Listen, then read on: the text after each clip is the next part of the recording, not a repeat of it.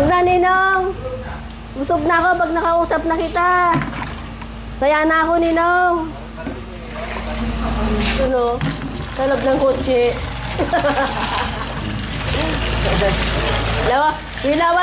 Winawala ko lang yung ano, kuya. Tapos ka na, princess. Halika na. Ate naman, mamaya, nag-aarutan pa kami ni Kuya Jacoy eh. Sandali lang. Sige lang, may kapalit din yung tawag mo dyan, mama. Tumawa ka muna dyan habang nandyan ka kasi dito iyak ka rin. Na, Kuya Jacoy ah. Jerome? Love, come here. Come here. Sit down. English speaking si princess ngayon ah. Yes, of course not, Mami. Oh, diba? Baka tinipid ko na hindi ko alam. Ayos ngayon, naka-English speaking. Ano kaya ang nangyari? Bakit? Ay, don't worry.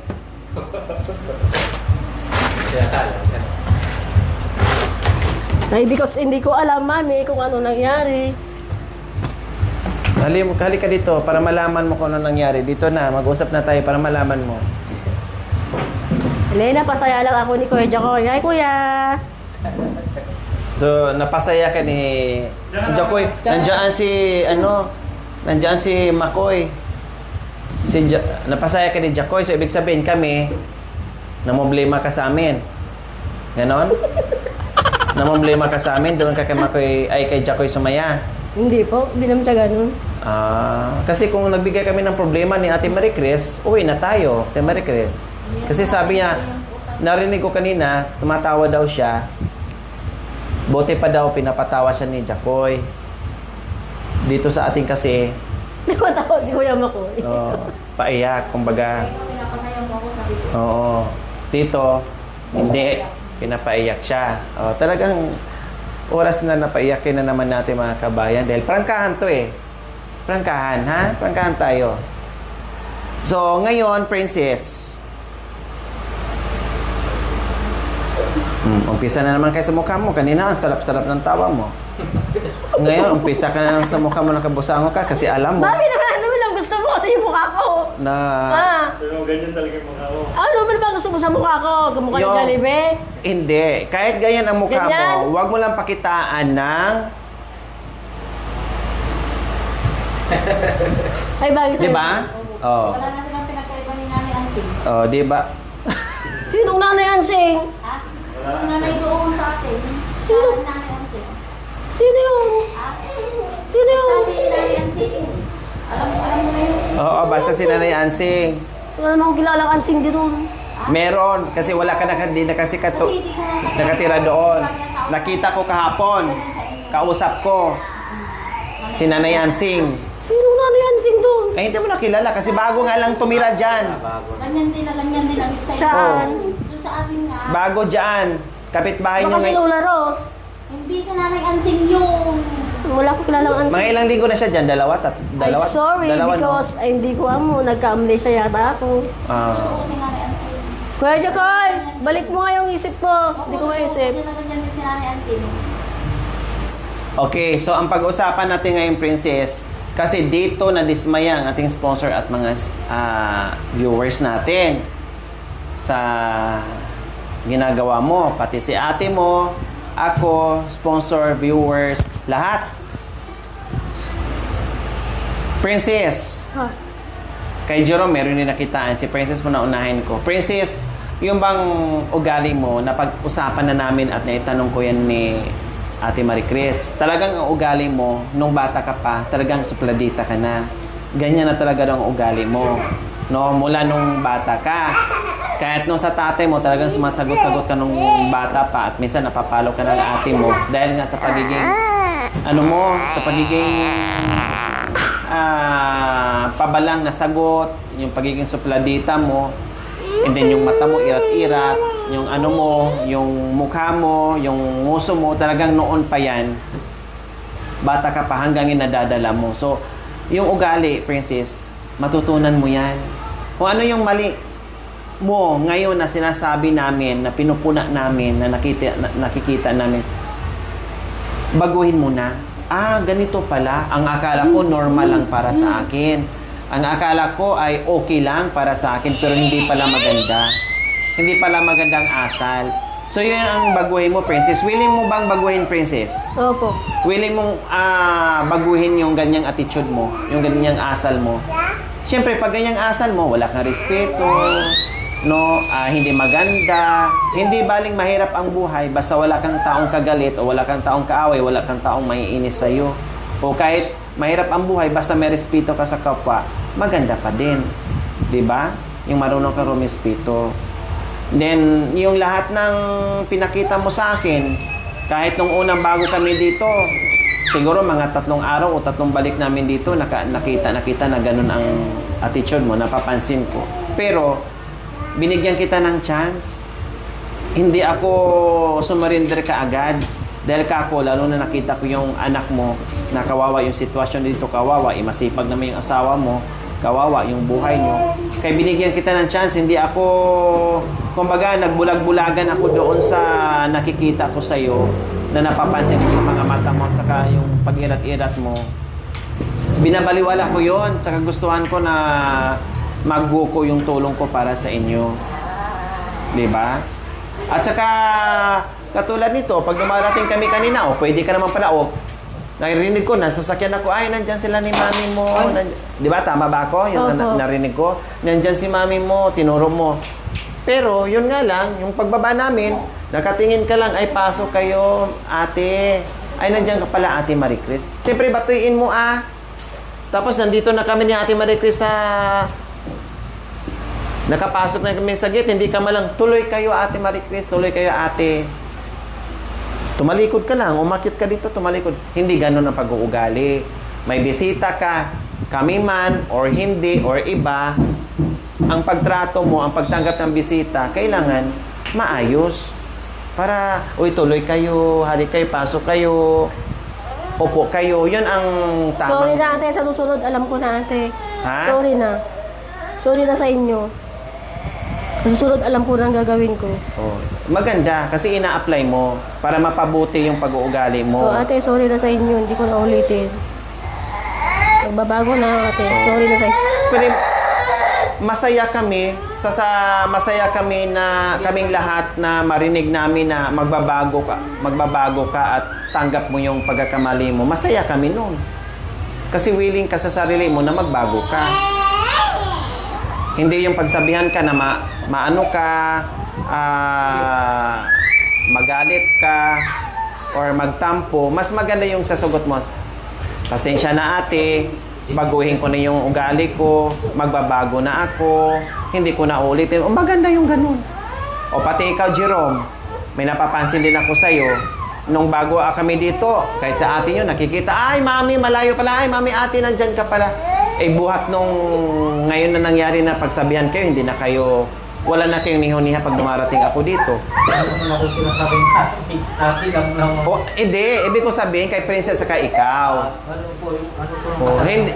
Wala naman ako kasi. Wala kang, ang ibig ko sabihin, yung mga ugali na pag dumating dito, na nandito yung taong nagsakripisyo sa inyo, na wala kayong nihoniha, na wala man lang kayong, te, nandyan pala kayo, magandang hapon, magandang Te Marie Chris, nandyan pala kayo, nadalaw pala kayo. Hindi yung pagpasok kayo dito, parang wala lang. Dire-diretso lang. Katulad ni Ate Marie Chris mo, pag pumunta ako doon, aligaga yan. Pag pumunta ako doon, nandyan po pala kayo, ate. Magandang umaga, magandang hapon. Respeto ang tawag doon, Jerome. Kasi dati nagagawa nyo naman yan. O bakit ngayon hindi nyo na magagawa? Na kaya nyo naman gawin at nagagawa nyo naman dati. Napiktuan lang po kasi ate yung kasal namin, kaya medyo makonkuan yung isip-isip namin kasi ate, kasi yung nagulan lang. Natililing ka na, ganon. Nagulan lang po yung namin. Kung kahit na, alam mo Princess, ako, yung mga problema nyo ngayon, sisiw yan sa mga pinagdadaanan kong problema. Pero yung mga taong nag-akay sa akin, yung mga taong nagmahal sa akin, hindi ko kinakalimutan. Nandoon pa rin yung respeto ko. Ibig sabihin ay Dahil lang sa kasal ay nawala yung respeto niyo sa mga taong nagsakripisyo sa inyo. Ganon ba yon?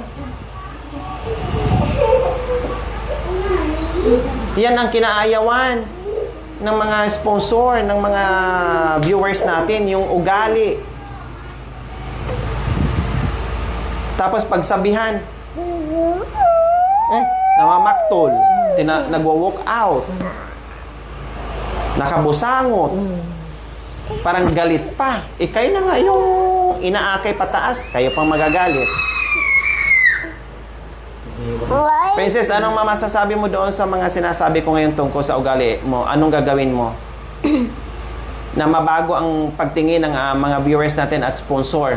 Yung seryoso na galing sa puso mo, na hindi drama, seryoso ka, na tulad ng ginawa mo kanina na pasensya na Ate Lori, baguhin ko ang ugali ko. Anong may mensahe mo sa manunood natin? Dahil siyempre, number 1 sila nasaktan sa ginawa mo.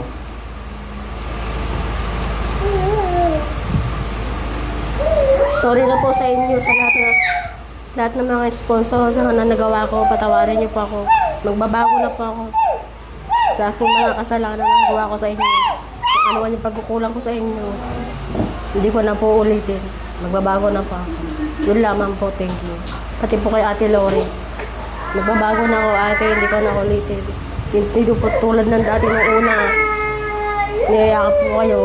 And hindi ko kayo mayakap-yakap, ate, kasi nahiya na ako sa ginawa ko sa inyo. Nahiya ka, tulad ng ano nang gagawa mo, Princess.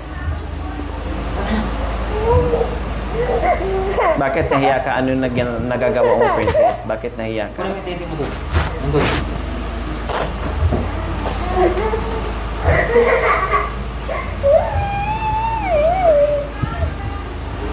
Princess, bakit nahiya ka? Nagawa akong pagkakamali sa inyo, ate. Pati kay ate. Tulad ng... Simasimangot, paghirap-hirap.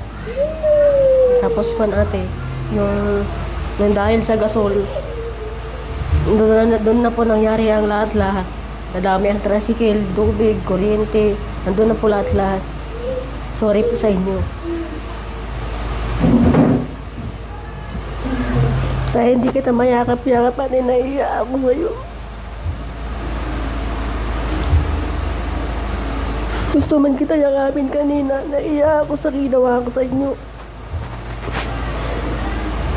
Hindi tulad lang natin, pagdating mo dito, nayayakap na kita. Ikaw yung nagbago, hindi kami. Kasi kung galit ako, pag galit kami, wala ako ngayon dito. Ikaw yung nagbago, yung nagagawa. Kaya nga sabi ng mga sponsor, viewers, aba si Princess, nabigyan lang ng bahay, nabigyan lang ng motor, nabigyan ng lahat-lahat. Dati payakap-yakap. Ngayon, hindi na halos papasukin ng bahay. Wala nang yakap, wala nang maming narinig, o wala nang ano. Kaya hindi mo masisisi ang mga viewers natin.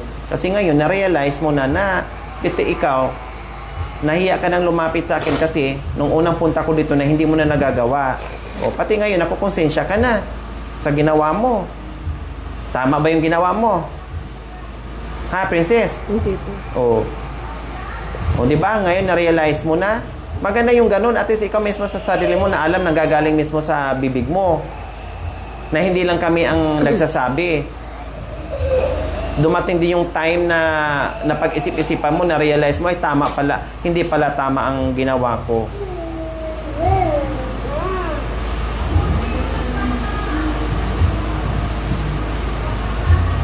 Kasi alam mo, Princess, kapag nabago mo ang buhay mo or nabago mo yung ugali mo, ikaw din ang magbenepisyo niya. Matutuwa kaming lahat.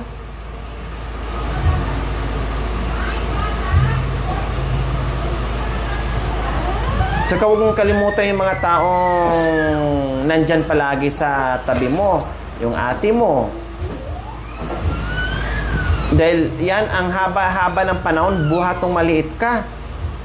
Wala kang iba tong masama dyan sa ate mo dahil hindi nagsawang umunawa sa'yo hanggat ngayon na mayroon kang pamilya, may ate pa din. Dahil kung ano ang sabi ng ate mo, yun din ang nasa puso ko, yun din ang gusto niya na mapaayos kayo. So, ibig sabihin, masaya kami na mabago ang buhay niyong dalawa. Lalo na sa mga anak niyo.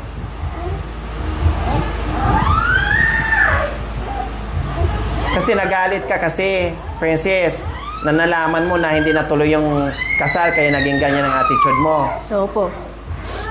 Nagalit ka. Galit ka sa akin. Hindi po. Kanino ka nagalit? Kay ate mo. Yung totoo. Nagalit ka sa ate mo? Wala po, hindi pa ako galit. Ha? Hindi pa ako nagalit. Ako lang dito. Hindi ka nagagalit? Hindi po. Sigurado ka? Hindi po.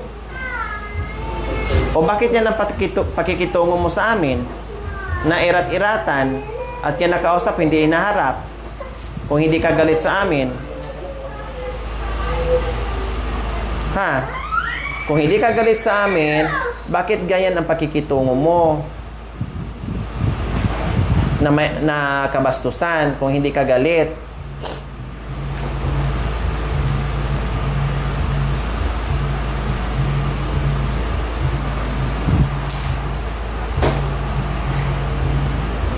Nung bata ka, maaari maintindihan namin na spoiled ka. Pero syempre, magbago naman, Princess, maiisip mo kasi may pamilya ka na eh.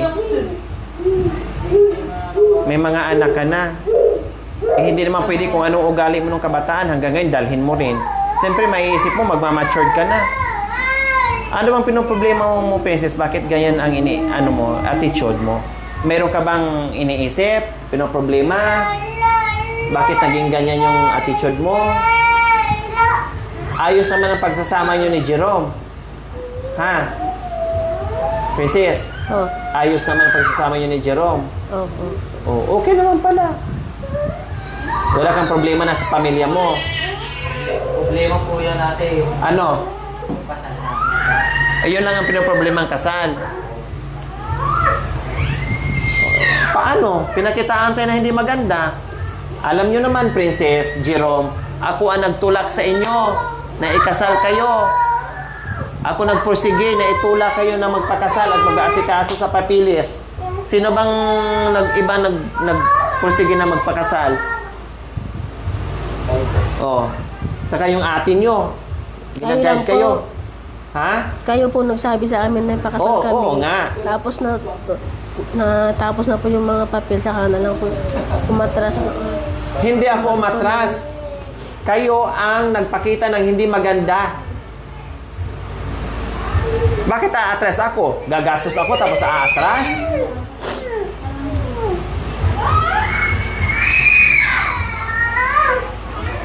Pasakay mga yung pidan. Bike tayo. Punta sila doon sa lilim. Bike, bilis. Sabihin mo kayo na. Bike, bilis. Alam nga naman, gagastos ako ng malaking halaga tapos magsayang lang ng pera. Kayo ang gumawa ng hindi maganda. And then sa susunod, kapag nandito ako, pag nag-uusap tayo, huwag kang tumalikod, ha? Hindi naman pa ako nakatalikod po. Hindi. Sa ngayon ba, kung sa susunod ba, pinagsasabihan kita, pakinggan mo yung sinasabi ko, intindihin mo kasi, huwag kang react ng react.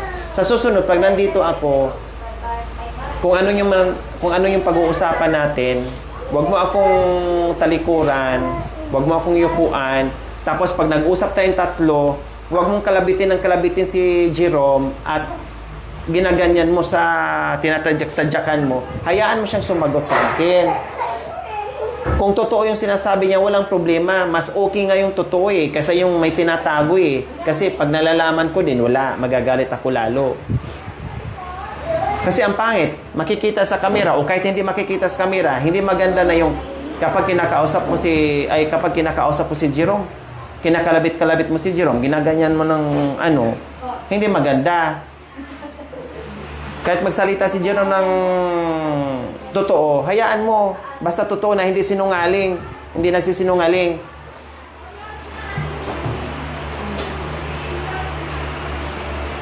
Kasi walang patutunguhan, Princess, kung hindi mo baguhin yung attitude mo. Kung mag-usap dyan kayo, kung iyak ka, hala, sige, iyak ka dyan. Hindi yung tatalikod ka, kunwari punta ka doon, tapos sabay irat-irat ka sa mata mo. Humarap ka sa kausap mo, saka ka tumayo kapag tapos na kayo mag-usap. Nanatili pa rin nandoon yung respeto. Walang respeto yan eh. Yung talikuran ka. Pambabastos po yun. Daig mo pa yung ugali ng aso na ulol kapag ganyan ang ginagawa mo. Eh, nakapag-aral ka naman. Di ba? Anong grade mo natapos, Jerome? Anong grade ka? Yung totoo ha? Hanggang grade 6? Natapos mo? 6 lang po. Tapos nag-high school po ako sa Tarlac. Sa Tarlac. O ikaw, Princess, ano natapos mo? Grade 6 lang po ate. Natapos mo talaga yung grade 6. O ganun pa man, lagi kong sinasabi, ang ugali o asa ng tao, hindi porke wala kang pinag-aralan, ganyan na ang attitude mo. Porke may pinag-aralan ka, ay ganyan ang attitude mo. Depende, nasa tao pa din yun. Kahit wala kang pinag-aralan at merong pinag-aralan, kung ganyan ang asal mo, talagang ugali mo yan. Ikaw naman, Ate Marie Chris, advice mo sa kanila, kasi willing daw magbago si Ate Princess. Advice mo sa kanila sa mga ugali na ayaw mo, na noon nagagawa hanggang ngayon. Sabi mo, lumala. Kung kailan na lumala, anong masasabi mo sa kanila? Alam din mo, huwag kang magalit sa akin. Totoo talaga para sa inyo yan. Hindi para sa akin. Yung sasabihin ko sa'yo, huwag mo ikagalit. Bago sa i-apply mo pa sa sarili mo yung sasabihin ko sa'yo dahil para sa'yo yan. Baka pag uwi ko nito, magalitan mo ko, sige, okay lang. Basta masabi ko, sana magbago ka na kasi hindi ka naman na bumabata, tumatanda ka na. Yung maling pag-ugali mo, tanggalin mo na yan. Kasi walang magandang may dudulot yan sa kapwa mo din. Lalo kang kamumuhian ng ibang tao. Ayaw mo nun, maging mabait ka. O, marami kang magiging kaibigan dito. Maraming magmamahal. Oo. Maraming nagmamahal sa'yo. Basta yung sinasabi ko sa'yo, huwag mong sabihin magbabago ka, gawin mo. Ipakita mo sa tao talagang magbabago ka. I-apply mo sa sarili mo na tanggalin ko na yung masamang pag-ugali ko dahil hindi pala nakakabuti ito. Sabihin mo sa ganun, isiksik mo dyan sa utak mo. Mas magandang kuha. Sabi ko sa'yo, yung ipakita mo yung magandang pag-ugali mo kaysa kasamaan.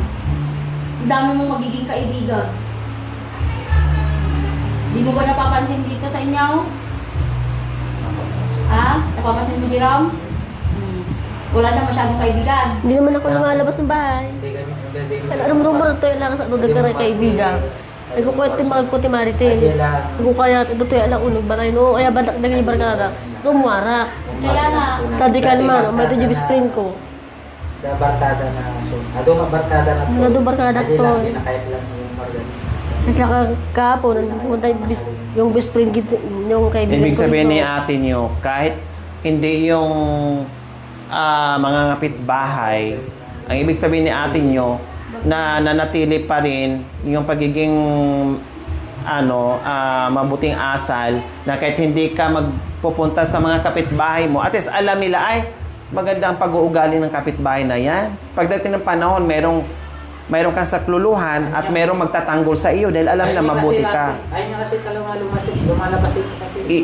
Hindi namin sinasabi, Jerome, na lalabas kayo para magkaroon kayo ng kaibigan. Ibig sabihin, kahit nandito ka sa loob ng bahay, no, pag alam ng kapitbahay mo na maganda ang pag-uugali mo, kahit hindi ka lumalabas, believe sila sa iyo. Pagdating ng panahon, pag emergency, tulungan kayo. Ay, mabuting tao yan, walang kaaway na kapitbayan. Pero pag masama ang ugali mo, kahit anong mangyari sa iyo dyan, namimilipit ka na sa naramdaman mong sakit, walang magsaklulo sa iyo. Dahil alam nila salbahe ka or hindi magandang pag-uugali. Ganon ang ibig sabihin ng ate nyo. Hindi ibig sabihin na tinuturuan kayo mga kapitbahay ka para magkaroon ng kaibigan. Hindi.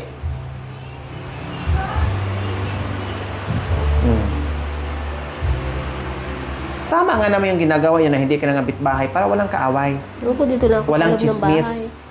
Hindi ka makakasagap ng chismis. Nakaupo kami lang kami mag-ina. Katulad na naman kahapon pumunta yung kaibigan ko dito. Oh, at saka hindi ka rin pwedeng mga pitbahay kasi hindi mo naman madala si Rodi dahil alagain. Baka mamaya makabasag ng gamit. Talagang mapilitan kang manatili sa bahay dahil meron kang anak na alagain na iniiwas mo na makadisgrasya doon sa ibang bahay. Maganda na po yung hindi ka nangangalit bahay na taong bahay lang. Taong bahay lang. Hindi, Pero gusto maapod ko kasi pa yung sanang mga sasakyan sabihin kasi. sa Oo. yung baguhin niya yung pag-ugali niya. Ugali lang ang ano. Kasi ang paglilinis nakita ko naman na nakipapaano may pagbabago kahit hindi 101% may pagbabago. Ang 10%. ugali, ha? 10%. O kahit 10%. At least Nakuha mo nakikita ko.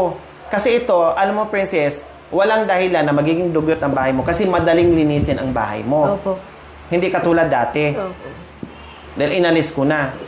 O katulad nung inalis namin yung mga basura ko. Ate, wala na, inubos mo na yung mga gamit ko. Hala, nakita ko siya, gano'n yung mukha. Anong gusto mo, princess? Ikaw ang itapon ko, itong mga gamit mo. Oh. Ngayon, wala ka nang... Madali lang linisin yan. Walisan mo lang yan. I-map mo lang yan. Kintab na kaagad yan. Kunting linis. Wala ka na malinisin na marumi. Basta ma-maintain mo lang ganito. Sundin mo lang at itanim mo sa isip mo yung mga tinuturo ko. I-maintain mo para hindi ka mahirapan.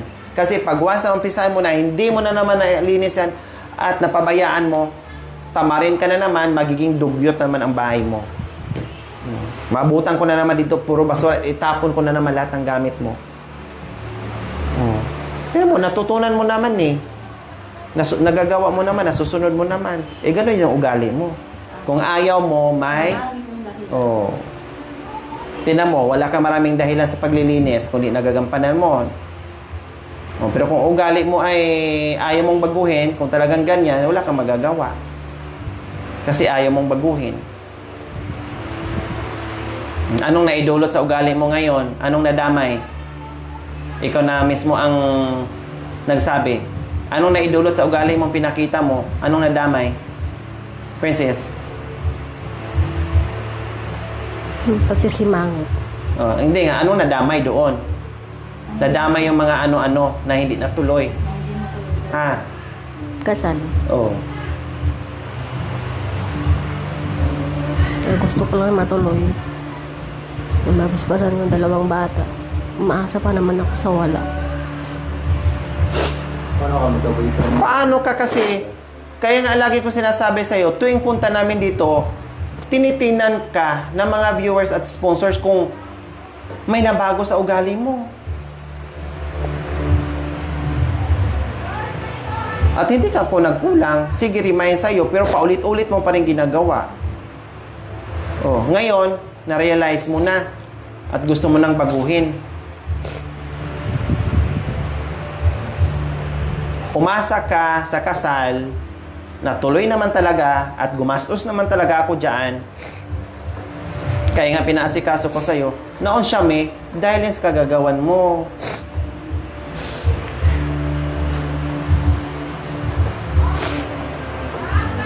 Pero si Jerome, sabi ni Jerome, kahit binyag na lang daw matuloy. Ha? Ay, siya sabi niya eh. Sinabi niya sa akin kanina, sabi niya, ang tanong ko kasi, ano na pag-usapan niyo ni Princess? Ang sagot, ano na pag-usapan ni Jerome? Ang sagot, di ba? Sabi niya, kayo, mga timang kayo, tumawa kayo. Siya nagsabi eh. Nasabi niya, at anong napag-usapan niyo ni Jerome, Princess? Sabi niya, kasi hindi na matutuloy yung ano, sabi mo daw, wala tayong magagawa kasi hindi na matuloy ang kasal. Tapos, ang sabi mo daw, kahit daw binyag na lang, kahit hindi nakasal. Yan yung napag-usapan nyo. Ay, sabi mo sa kanya. Bakit, Princess? Hindi daw. Nabinyagan lang po ako. Wala na akong problema Hindi, yung mga bata ibig sabihin. Yung mga bata. Oo, binyag na lang daw at saka sa kanya. Kahit walang kasal, yun daw ang napag-usapan nyo. Ikaw, Kahit wala nang kasal, ganun lang. oo, yun daw ang napag-usapan nyo. Yung binyag na lang sa mga bata. Kasi ikaw, nabinyagan ka na. Si Princess. So, ibig sabihin, kahit na hindi matuloy yung kasal at binyag, dahil tapos ka na nabinyagan, okay na sa'yo. Hindi pa rin na yung problema niya, siyempre yung kasal ng... Oo. Yan ang sabi niya sa akin, nandyan sa ano. Hindi, ang sabi mo, problema niya. Na Yun lang problema talaga namin. problema niya. Problema namin yung kasal namin. Kala ko problema lang ni Princess. Gusto ko lang matuloy para wala na akong iniisip. Hindi ka naman Sakit Yun lang naman ako nagulat lang. sakit kasi na umasa. Siya ang nagsabi, hindi ako nagsabi. Inulit ko Yun lang. lang ako nagulat. Dahil yan ang sabi ni Maawa si Princess. Kuya doon. Ito yung sabi mo sa kwarto sa akin. Oo. Kasi mabinyalag ko 2 bata eh. Paano naman tayo, sabi ko sa'yo. Oo. Ikaw pa na nagsabi. Gusto ko lang matuloy yung kasal natin. Inulit ko lang. Yun lang. Maging okay na ako. Maganda, yung matuloy yung kasal natin. Yan lang. Wala nang choice daw. Kaya kahit binyag na lang.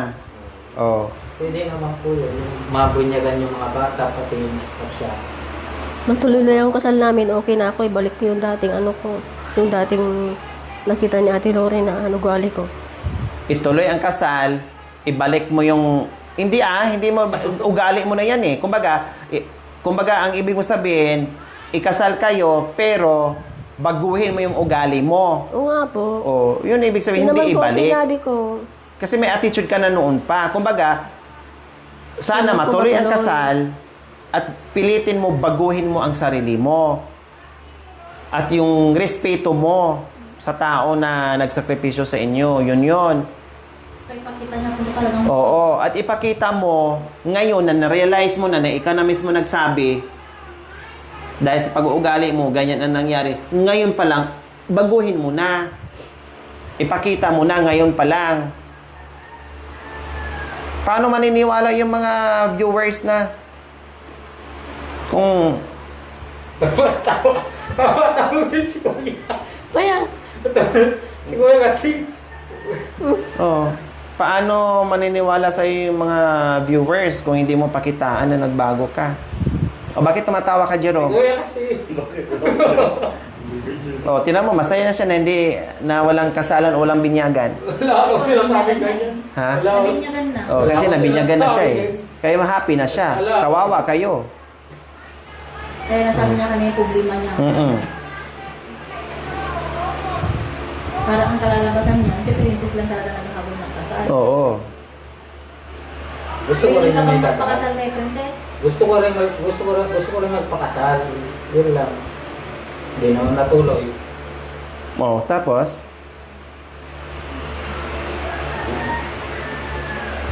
Yung nga nangyari yung gasol. allowance. Bakit nakikita mo Ate Marie Chris na si Princess sila naghahabol ng kasal tapos ito hindi? Yun pong pagkasabi niya kasi, yun po ang sabi ko sa pagkasabi niya. Kasi sabi niya, ako nabinyagan na. Sabi niya po, Nagkamali ang problema niya, sabi. Nagkamali ka. Kasi dinadaan mo kasi sa patawa-tawa eh. Tawa-tawa ka eh. Makakapagod ka yan eh. Kuya mo ko yun eh. Siguro nagkatawa mo tayo. Magkatawa mo. lahat ng tao nagkakamali. Walang perfecto. Pero pwedeng ayusin. Ayusin. Pwedeng magbago. Pwedeng magbago. Yes.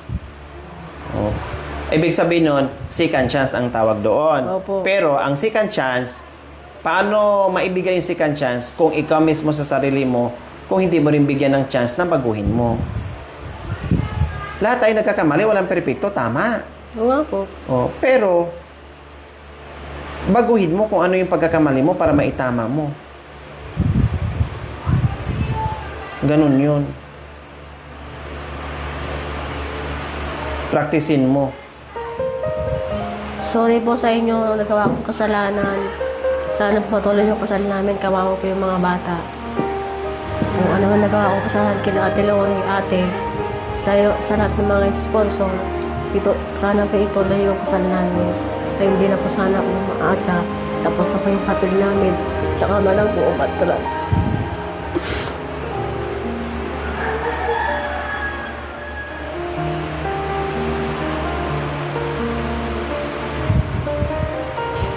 Nawala po ang lahat dahil sa akin. Kung pinakita kong kamalian, papatawad niyo po ako sa aking nagawa sa inyo. Kung ano mga nagawa ko pagkakamali sa inyong lahat, patawarin niyo po. Hindi ko na po ulitin, magbabago na pa ako. Sana ituloy niyo lang po ang kasal namin, wala pa ang gusto ko. Para mapasmasan po yung 2 anak ko. Yun lang po ang aking hinihingi sa inyo. Huwag mo sana makuha yung tricycle Pati po sana yung allowance namin buwan-buwan matuloy po. Sorry na po ako sa inyo sa pinagawang kasalanan. Patawarin niyo po kami mag-asawa. Pati po kay Ate Lorraine. Mapatawad po kami, ate.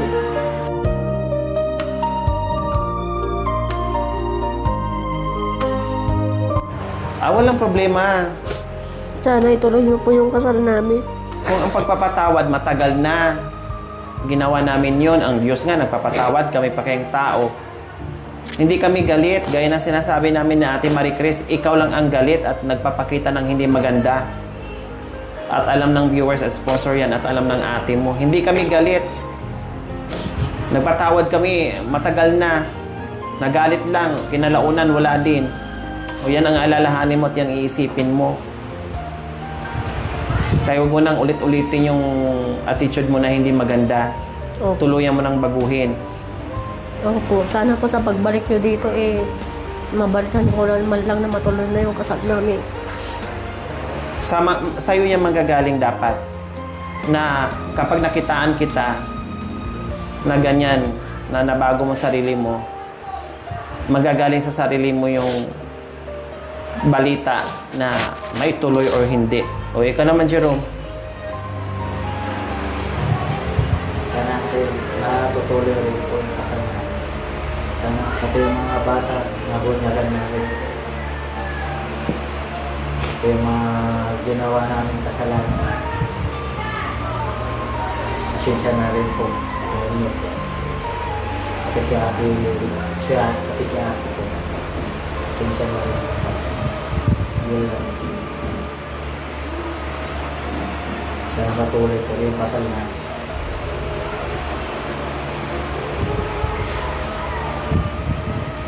Para hindi kawawa yung mga bata.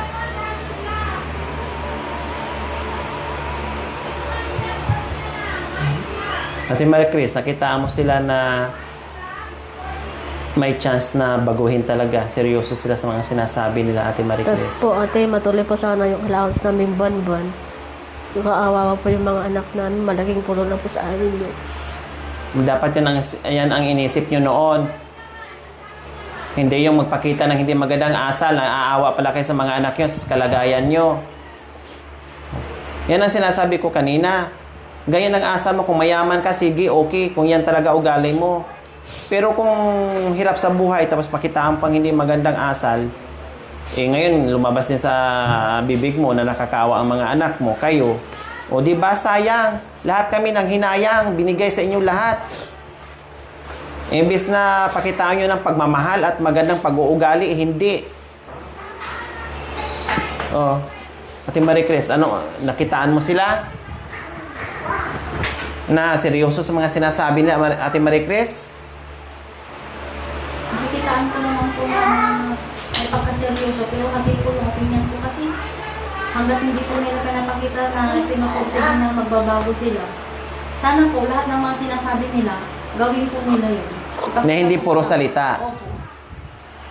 Baka sakali po lahat ng mga viewers, lahat ng mga nakasubaybay sa kabanata ng buhay niyo, ituloy yung kasal niyo. Sa ngayon, Ate Marie Chris, di ba nagbigno ka? Prangkahin ko kayo, Prinsesa, nagbigno yan. Ngayon na, sa palagay mo, anong bigno ka pa rin o mag-yes ka na? Sa palagay mo. Yung totoo sa palagay mo. Hati po yung kwento talaga. 50-50 pa din. Nag-50-50 ka ngayon. Opo. Tao, yun nga po sabi niyo, tao nga, ay Diyos nga po nagpapatawad, tao pa po kaya. Kaya dapat po yung lahat ng mga sinasabi nila, dapat totoo po sana yun. Ipakita nila nagsisisi na talaga sila. Kasi nag-no yan, big no. Opo. Ngayon, hindi siya makasagot. Nag-50-50 siya. Ang gusto lang niya, hindi puro salita, gawin. Ipakita. Ipakita na nagbago. Oh. Diba? Ipakita niyo yung talagang pagbabago niyo. Baka ako pa magpursiding mag-ipon para lang matuloy yung gusto mong kasal din. Tutulong ulit ako sa'yo.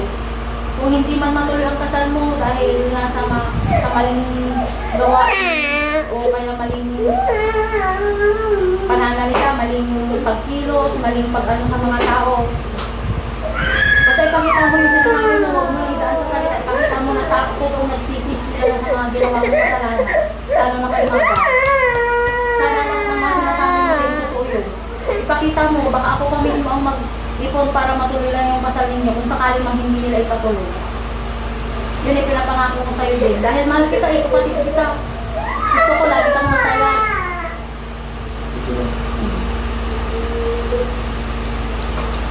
Narinig mo sinabi ng ate mo. Opo. So kahit hindi natuloy sa akin, pero pagsikapan ng ate mo na matuloy. Opo. Okay ka na? Lalo kung alam ko na yung mga requirements sa kasal nila. Oo.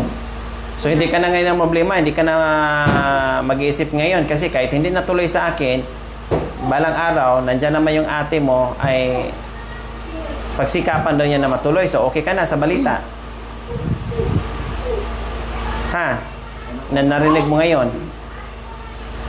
Princess, ano mo kaya ate mo paano yung sakit niya pag ipunan niya yung kasal mo? Ha? Pag-ipunan ka daw niya. Huwag na, yata yung sakit mo, paano yung sakit mo, pag-ipunan mo kami, kawawa ka rin. Gusto ko si Ate Lori. Tapos yung nagsabi, nagpursige na kapakasal kami, siya na yung tumayong nanay kong pangalawa, ay pangatlo, sabi ko. Siya yung ate ko at mami, dumating sa buhay ko. Hindi nga yung nga sinasabi ko sa'yo. Kung sakaling man hindi nila ipatuloy yung kasal ninyo, hanggat buhay ako, may pag-asa yun na sabi ko sa'yo. Diba? Ako na mismo mag-iipon. Magpusiging mag-ipon para lang makasal kayo sa pinapangarap mong kasal. Bakit ayaw mo? Umiling-iling ka. May galit ka ba sa akin? Bakit ayaw mo na ako yung magpakasal sa'yo? Kung darating ang araw na buwan, Bili mo na lang ate ng gamot mo, kawawa ka kasi. Huwag na lang pagpakasal sa amin, pambili mo na lang gamot mo para gumaling ka.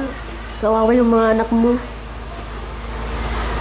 Naturingan mo na pala akong ate at nanay pero nakuha mo pang gaya ng attitude ang ginawa mo.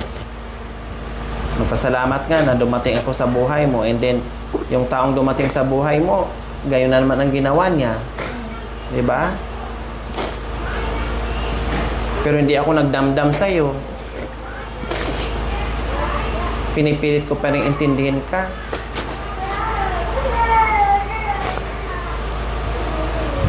So, ayan po mga kabayan. At least ngayon, no, nakitaan natin si Princess na alam niya, siya mismo kanina nagsabi na dahil sa napakita niyang hindi maganda na pag-uugali, natigil ang lahat, nadamay ang lahat. Na-realize na niya at gusto din niyang magbago. No? Gusto niyang umpisahan, tao nga lang naman daw siya na nagkakamali, wala daw perpekto. So, Thank you for watching. Don't forget to like, share, and subscribe.